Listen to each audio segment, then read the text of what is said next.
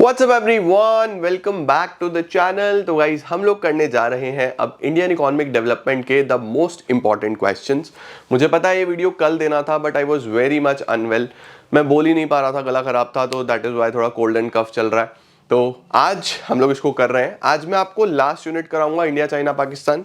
कल मैं आपको यूनिट 2 के मोस्ट इंपॉर्टेंट क्वेश्चंस कराऊंगा and then the next day हम लोग करेंगे यूनिट 1 के मोस्ट इंपॉर्टेंट क्वेश्चंस और हमारा ये पार्ट भी कवर हो जाएगा। तो आइए जल्दी से शुरू करते हैं और देखते हैं, सीखते हैं कि इंडिया चाइना पाकिस्तान से किस तरीके के मोस्ट इंपॉर्टेंट क्वेश्चंस आ सकते हैं और कैसे आपको उनके बारे में लिखना है।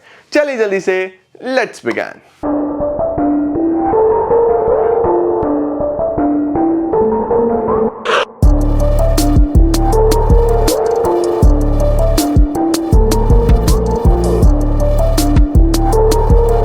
तो बेटा जी शुरू करते हैं हम लोग सबसे पहले सवाल के साथ। क्या लिखा हुआ है हमारे पास इसके अंदर, जल्दी जल्दी से आप लोग मार्क कर लो। From the set of event systems in column 1 and corresponding relevant fact given in column 2 about China. सबसे पहले बच्चों चाइना के बारे में है ये। आपको correct pair of option select करना है। क्या 1 का ए है, बी का 2 है, सी का 3 है या डी का 4 है। चलो मैच करते हैं। ग्रेट लीप फॉरवर्ड का मतलब क्या ये है, cultivating land collectively. Great leap forward में कम्यून सिस्टम अगर बोला जाता तो ये कल्टिवेटिंग लैंड होता। कम्यून सिस्टम के बारे में लिखा हुआ है opening of industries at home, नहीं ये भी नहीं है। प्लोरिटेरियन कल्चरल रेवोल्यूशन में क्या ये है, students were sent to work and learn from the countryside. C का क्या थर्ड बनता है, ये सही लग रहा है, बिल्कुल ठीक है। ये प्लोरिटेरियन कल्चरल रेवोल्यूशन में यही हुआ था, स्टूडेंट्स को भेजा जाता था स्किल सीखने के लिए। इकोनॉमिक रिफॉर्म्स चाइना में 1988 में आए थे क्या, नहीं ये भी गलत हो गया, ये भी गलत हो गया, ये भी गलत हो गया। तो आंसर बनना चाहिए सी, ठीक है, प्लोरिटेरियन कल्चरल रेवोल्यूशन द आंसर। चलो जी, उसके बाद आता है from the set of the given events. फिर से मैच करना है बच्चे, चलो फटाफट से मैच करते हैं।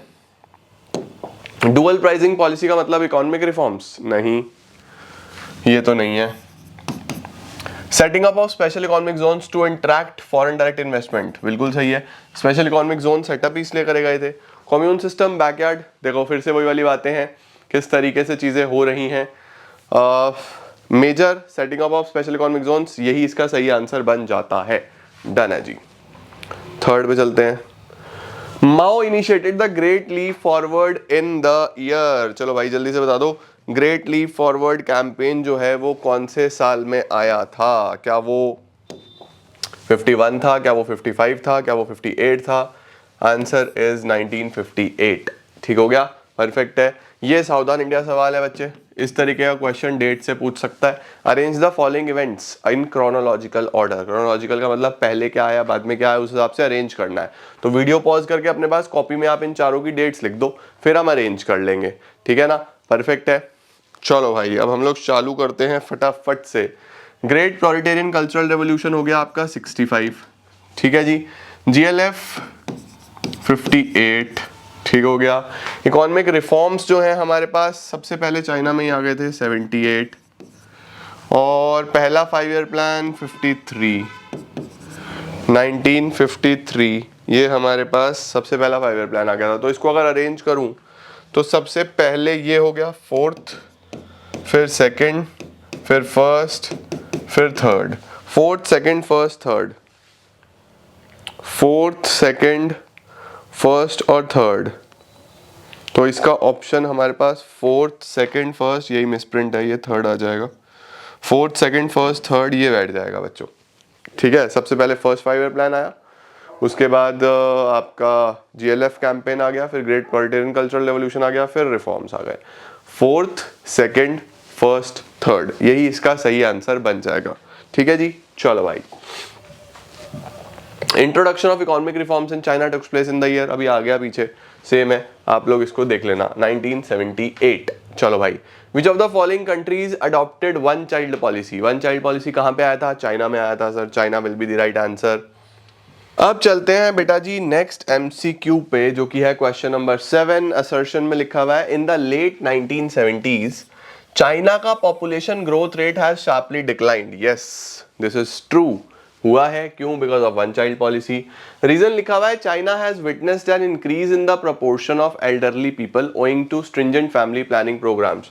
बिकॉज अगर मैं इसमें लगाऊं because China has witnessed an increase in the proportion. देखो ये इसके होने से ये हुआ है, ये इंपैक्ट है वन चाइल्ड पॉलिसी का कि भैया वन चाइल्ड पॉलिसी लगा तो फिर चाइना में ऐसा हुआ कि यंग जनरेशन कम हो गई और ओल्डर पीपल ज्यादा हो गए। तो इसका ये रीजन नहीं है, बात सही है, ये चाइना में इंक्रीज हो गया था एल्डरली पीपल का, ये बात सही है, तो ये दोनों ठीक है, लेकिन ये इसका रीजन नहीं है। ठीक है, तो हम इसमें आंसर करेंगे A, both assertion and reason are true. नहीं नहीं नहीं नहीं, ये तो नहीं करेंगे भैया, आर इज करेक्ट एक्सप्लेनेशन, नहीं ये करेंगे। Both assertion and reason are true and R is not the correct explanation of A, ये सही है।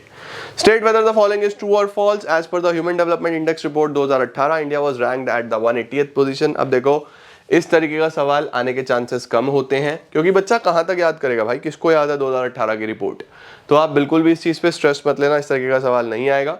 ये सैंपल पेपर का क्वेश्चन था, सैंपल पेपर्स में कई बार होते हैं, तो यहाँ पे मैंने डलवा दिया था, बट बोर्ड एग्जाम में चांसेस नेग्लिजिबल होते हैं। बट स्टिल कुछ कुछ क्वेश्चन सैंपल पेपर के हैं, तो इस तरीके का एक एक जो मैं करा रहा हूँ वो लर्न रख लेना, बस एग्जाम में कई बार डायरेक्टली सैंपल पेपर से सवाल आ जाता है। ठीक है, इसीलिए मैंने यहाँ पे डाल दिया। तो ये आंसर फॉल्स है बच्चे, ये फॉल्स है। इंडिया का पोजीशन 180th नहीं था, 130 के आसपास था। State whether the following statement is true और false. Proportion of people living below poverty line is more in India as compare to Pakistan. ये भी गलत है, पाकिस्तान में बिलो पॉवर्टी लाइन ज्यादा थे एज कंपेयर टू इंडिया। उसके बाद state the meaning of commune. Commune क्या होता है बच्चों? कम्यून एक सिस्टम होता है जहां पे people collectively cultivate land. China में देखने को मिला था ना कम्यून्स, तो वहां पे क्या करते थे लोग, मिलके खेती करते थे। तो कम्यून क्या है? कम्यून एक सिस्टम है where people collectively cultivate land. Done हो गया सर। अब इसके बाद आगे चलेंगे बड़े क्वेश्चंस की तरफ और चीजें आगे बढ़ाते हैं।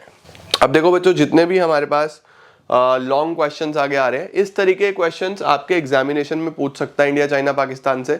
तो मैंने यहाँ पे इसीलिए रखे हैं ताकि आपको आइडिया हो जाए और उसका आंसर कैसे लिखना है वो भी आपको पता चल जाए। ठीक है, देखो, discuss the dual pricing policy in the reform process of China. इस तरीके का सवाल आ सकता है 2 नंबर में, 3 नंबर में कि भैया बताओ डुअल प्राइसिंग पॉलिसी क्या थी। तो चाइना की पॉलिसीज, चाहे वो GLF हो, चाहे वो ग्रेट प्रोलिटेरियन कल्चरल रेवोल्यूशन हो, चाहे वो डुअल प्राइसिंग पॉलिसी हो, चाहे वो वन चाइल्ड पॉलिसी हो, चाहे वो चाइना के रिफॉर्म्स हो, स्पेशल इकोनॉमिक जोन्स हो, आपको बड़े ध्यान से पढ़ने हैं सारे, आपसे आप पूछ सकता है पक्का। ठीक है, तो हम क्या बोलेंगे? China's reform process involve dual pricing.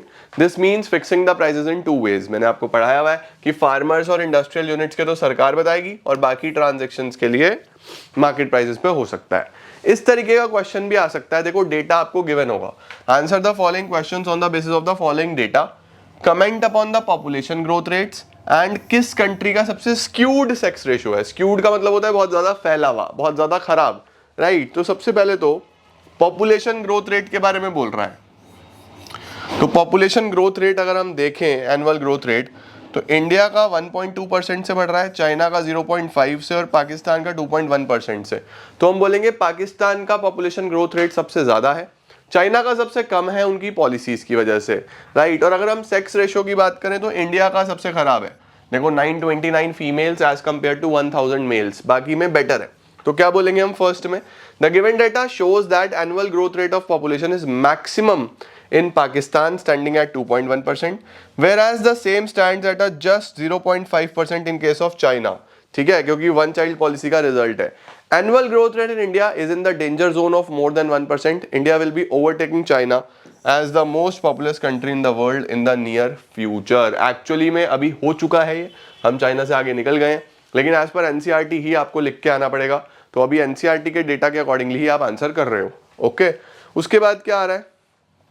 Amongst the 3 countries stated above, India has the most skewed data sex ratio. ठीक है, this is one of the major concerns for demographics of India. All right, इस तरीके से आपको data देख के answer लिखना होता है, राइट। चलो भाई, अब देखो इस तरीके के सवाल भी आ जाते हैं। क्या क्वेश्चन आता है? सिमिलैरिटीज। बहुत इंपॉर्टेंट सवाल है बच्चों, जितने भी मैं क्वेश्चंस करा रहा हूं ना, मोस्ट इंपॉर्टेंट करा रहा हूं आपको, तो प्लीज बड़े ध्यान से इनको तैयार कर लेना, यही इस सीरीज का पर्पस भी है। देखो क्या लिखा हुआ है, what similar development strategies have India and Pakistan followed for their developmental paths. Question इस तरीके का जरूर पूछ सकता है कि बताओ इंडिया और पाकिस्तान में क्या सिमिलैरिटीज हैं, कौन कौन सी पॉलिसी सिमिलर लगी। तो देखो क्या लिखा हुआ है, both of them have followed the path of mixed economic structure. सबसे पहले दोनों में ही मिक्स्ड इकोनॉमिक सिस्टम चलता है, प्राइवेट और पब्लिक सेक्टर दोनों के बारे में बात होती है। Both the nation started the development path at the same time. दोनों का डेवलपमेंट पाथ सेम टाइम पे हुआ क्योंकि 1947 में ही दोनों की इंडिपेंडेंस है। दोनों ही कंट्रीज ने अपनी प्लानिंग और स्ट्रैटेजी सिमिलर वे में शुरू करी। बस इंडिया का 5 ईयर प्लान 51 में आया, पाकिस्तान का 56 में आया।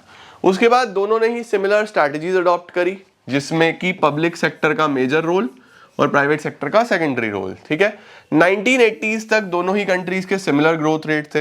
Both of them introduced economic reforms, दोनों ने इकोनॉमिक रिफॉर्म्स लॉन्च करे लगभग सिमिलर टाइम पे, पाकिस्तान में 88 में, इंडिया में 91 में। ठीक है, इस देखो ये सारी की सारी सिमिलैरिटीज आप लिख के आ सकते हो। ओके, उसके बाद पाकिस्तान का सवाल पूछ सकता है आपसे इस तरीके से, give reasons for the slow growth and re emergence of poverty in Pakistan. Pakistan में काफी स्लो ग्रोथ क्यों है और पॉवर्टी क्यों बढ़ के आ रहा है, इस तरीके का सवाल पूछ सकता है। तो सबसे पहले हम बोलेंगे agricultural growth and food supply situation was based on good harvest. Harvest पे बेस्ड है, ना कि institutional proceeds of technical change पे, है ना। अगर अच्छा हार्वेस्ट होगा, यानी इंडिया की तरह ही पाकिस्तान भी हाईली डिपेंडेंट ऑन रेनफॉल था अपने एग्रीकल्चर के लिए, उनके पास कोई भी लेटेस्ट टेक्नोलॉजी, मॉडर्न मशीन्स, पैसा भी नहीं था। तो अगर हार्वेस्ट अच्छा होगा तो ग्रोथ होगा, हार्वेस्ट अच्छा नहीं होगा तो ग्रोथ भी नहीं होगा। ठीक है, फॉरेन एक्सचेंज एक बहुत इसेंशियल कंपोनेंट होता है किसी भी देश के लिए, और पाकिस्तान के पास फॉरेन एक्सचेंज भी नहीं है। दैट इज द रीजन कि पाकिस्तान का ग्रोथ रेट बहुत ही स्लो है। देखो लिखा हुआ है, foreign exchange is an essential component for any country and it is always preferred to build a strong foreign exchange reserves through exports. However, in Pakistan, most of the foreign exchange earnings came from remittances. ठीक है, उसके बाद पाकिस्तान बहुत ज़्यादा foreign loans के ऊपर dependent है अपनी ग्रोथ के लिए। There was growing dependence on the foreign loans, जिस वजह से उनके लिए काफ़ी डिफिकल्ट हो रहा है सर्वाइवल भी। तो ये 3 कारण है जो हमारे पास दिखते हैं स्लो ग्रोथ और री एमर्जेंस ऑफ पॉवर्टी के लिए पाकिस्तान में। इसके बाद बच्चों देखो इस तरीके का क्वेश्चन आ सकता है। क्या क्वेश्चन है, India, China and Pakistan have travelled more than 7 decades of development, explain the given statement with valid arguments. देखो ये बोल रहा है कि इंडिया हो, चाहे पाकिस्तान हो, चाहे चाइना हो, सभी देशों ने 7 डिकेड्स यानी कि 70 साल अपने आज़ादी के बाद स्पेंड कर लिए हैं। अब इसको आप बहुत अच्छे से एक्सप्लेन करो। तो देखो इस तरीके का क्वेश्चन, वेरी इंपॉर्टेंट यार, एक लाइन लिख के दे देंगे, अब बोलेगा लिखो अपने हिसाब से क्या लिखोगे। तो देखो कैसे डिफाइन करेंगे, देखो टिल द लेट 70s हम बोलेंगे शुरू के 3 डिकेड्स जो हैं 50, 60, 70, राइट, इनफैक्ट 70 लेट तक भी, वो वाला डिकेड भी, all the countries were maintaining the same level of development. ठीक है, उनका जो डेवलपमेंट चल रहा था वो सेम लेवल था, बहुत ज्यादा तेजी से कोई भी कंट्री ग्रो नहीं कर रही थी। आगे क्या है, over the last 3 decades the 3 countries have taken different levels of development. लेकिन जो पिछले वाले 3 डिकेड्स हैं, ठीक है, चाहे हम 90s से शुरू कर देते हैं, 90s, उसके बाद 20s वाला, फिर 2010 के बाद वाला, इन 3 डिकेड्स के अंदर बहुत चेंजेस आ गए इंडिया में, चाइना में और पाकिस्तान में। तो देखो क्या है, India has perform moderately, India का परफॉर्मेंस काफी मॉडरेट रहा है क्योंकि मेजॉरिटी अभी भी एग्रीकल्चर पर डिपेंडेंट है, इंफ्रास्ट्रक्चर अभी काफी लैकिंग है और 1/4 ऑफ द पॉपुलेशन नियरली अभी भी बीपीएल में आती है। पाकिस्तान ने बहुत लो परफॉर्म करा, पाकिस्तान का परफॉर्मेंस बहुत नीचे है क्योंकि पॉलिटिकल इंस्टेबिलिटी है, रेमिटेंसेस पे ओवर डिपेंडेंस है, कहीं से फॉरेन एक्सचेंज नहीं आ रहा इनके पास। ठीक है, और काफी वॉलेटाइल परफॉर्मेंस ऑफ एग्रीकल्चर है, एग्रीकल्चर पे खर्चा नहीं करते तो हाईली डिपेंडेंट ऑन रेनफॉल है। ठीक है, चाइना ने क्या यूज करा, मार्केट सिस्टम यूज करा बेस्ट वे में to succeed the rate of growth, और बहुत तेजी से आगे बढ़ रहा है China in the elevation of poverty as well as growth. बस चाइना के अंदर आप यहाँ पे लिख के आ सकते हो, the major concern is human rights, ये आप यहाँ पे और ऐड ऑन कर दोगे। सही है, तो ये इस तरीके से आप तीनों को एक्सप्लेन करके आ सकते हो। फिर टेबल वाला क्वेश्चन कैसा आता है, देखो, compare and analyse the given data of India and China. लो जी, ग्रोथ रेट के बेसिस पे बोल रहा है, growth rate of GDP, okay, यानी प्रोडक्शन की बात कर रहा है। तो देखो इंडिया में 80 से 90 में 5.7% का प्रोडक्शन था और चाइना में उस टाइम पर डबल डिजिट था 10.3। इंडिया 5.7 से बढ़ के 7.3 पे आ गया और चाइना 10.3 से बढ़ के 6.8 नीचे आ गया। इनफैक्ट ये तो बढ़ा नहीं है, तो घट गया है, राइट। तो ये दिया हुआ है, अब आपको बोल रहा है कि आप कैसे इसको डिफाइन करोगे। तो देखो हमने आंसर कैसे लिखा, the given data shows that China has gained economic strength over the year when many developed countries were finding it difficult to maintain a growth rate of 5%. China was able to maintain double digit growth rate. बिल्कुल पहले वाले को define कर रहे हैं हम कि जब बाकी देशों को बहुत दिक्कत हो रही थी, क्योंकि हम तीनों को कंपेयर कर रहे हैं, तो इंडिया और पाकिस्तान की हालात खराब थे, चाइना ने उस टाइम पे double digit growth rate maintain किया हुआ था, right. The growth rate of China has decelerated, फिर कम हो गया और 6.8% पे आ गया ओवर द पीरियड ऑफ 15 से 17। देखो चाइना की बहुत सारी पॉलिसीज भी फेल हुई, चाइना ने कोशिश करी, उसके बाद चाइना से बहुत लोगों के रिलेशंस भी खराब हुए, जिस वजह से उनका ट्रेड पे फर्क आया। इंडिया के साथ भी रिलेशंस खराब हुए, तो उस चीज पे भी काफी फर्क आ रहा है। इस वजह से हम बोल सकते हैं कि चाइना का जो जीडीपी है वो कंपैरेटिवली अब नीचे की तरफ जा रहा है। जबकि हम अगर इंडिया की बात करें तो India has posted a decent rise in growth rate, India में हमें राइज देखने को मिल रहा है, while India had maintained a reasonable growth rate of 5.7%, शुरू में 5.7% ही रहा। It has shown greater calibre, हमें कैलिबर दिखाई दिया, कैरेक्टर दिखाई दिया 15 से 17 में, क्योंकि इंडिया ने 7.3% का ग्रोथ रेट एक्वायर किया था। ठीक है, परफेक्ट है। आगे लिखा हुआ है Indian elephant has to travel a long distance before it could present itself as a real threat to the growth story of Chinese dragon.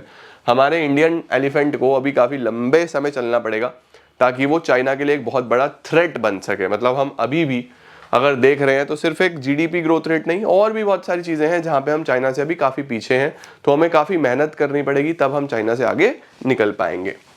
ठीक हो गया बच्चों।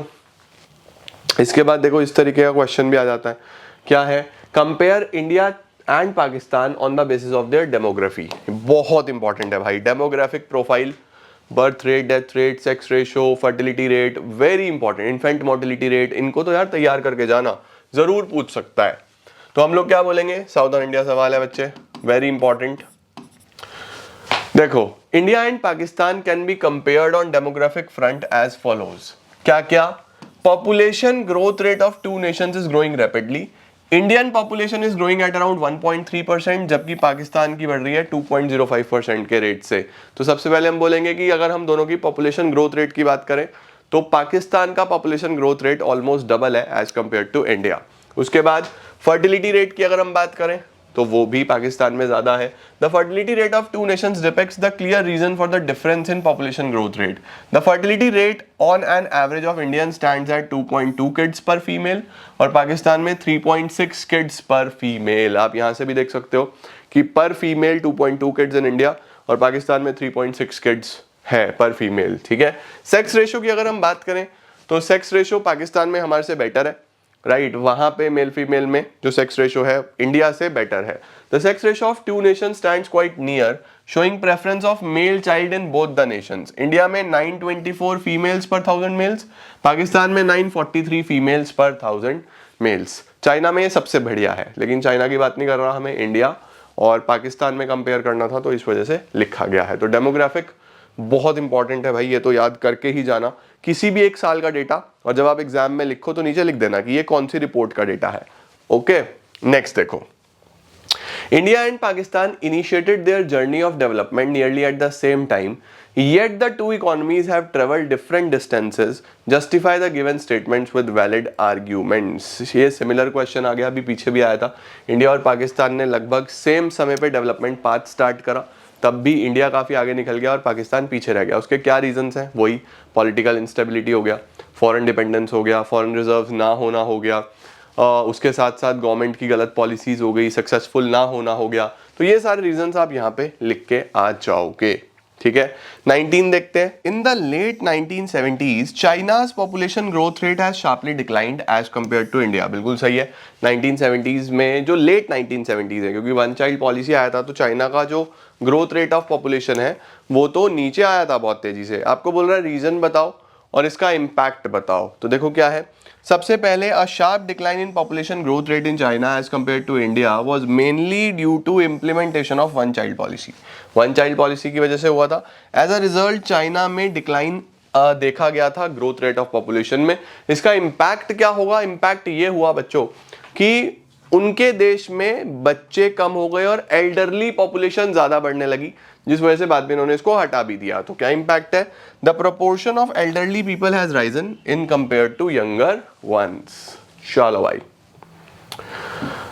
अब फिर से बच्चों इस तरीके का हमारे पास एक सवाल आ जाता है, compare and analyse the following information relating to exports and imports. अब देखो एक्सपोर्ट्स और इंपोर्ट्स की बात कर रहा है, ग्रोथ रेट की बात कर रहा है, तो आपको फिर से तीनों को कंपेयर करना है, right. Compare analyse the following related, 3 neighbouring Nations की बात कर रहा है, बड़े ध्यान से देखेंगे।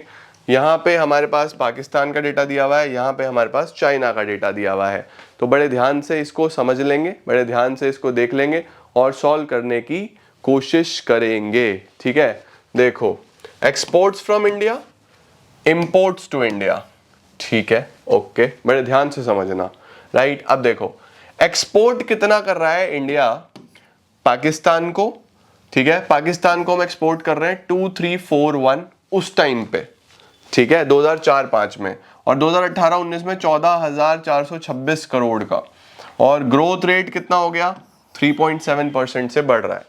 चाइना को अगर हम बात करें तो उस टाइम पे 25,232 करोड़ का, राइट, और 18-19 में 1,17,289 करोड़ का, तो 2.6% के ग्रोथ रेट से हो रहा है, राइट। अब हम इंपोर्ट की बात करते हैं, इंडिया में इंपोर्ट किस रेट से हो रहा है, तो उस टाइम पे जो इंपोर्ट था पाकिस्तान से हो रहा था 427 करोड़, अभी हो रहा है 3476 करोड़, 5.1% के तेजी से इंपोर्ट हो रहा है।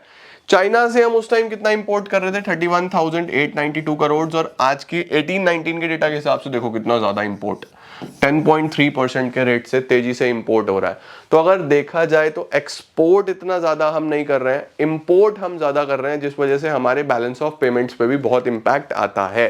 तो देखो क्या लिखेंगे, the above table shows that during the given periods the exports from India to Pakistan have increased at an annualized rate of 3.7%, while the same with China shows 2.6% of growth.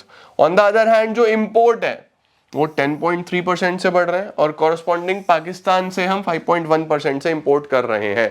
Situation indicates, क्या दिखा रहा है, अब देखो table पढ़ना आना चाहिए, है ना।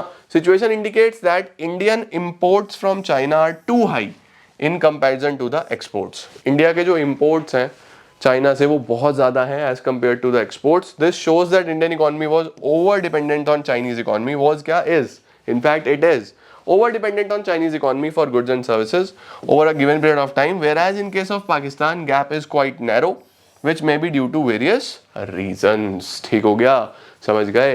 तो this is how export import का टेबल भी दे सकता है और कोई भी टेबल दे सकता है, तुम्हें रटना नहीं है, जो भी टेबल दे तुम्हें पढ़ना है, समझना है और आंसर करना है।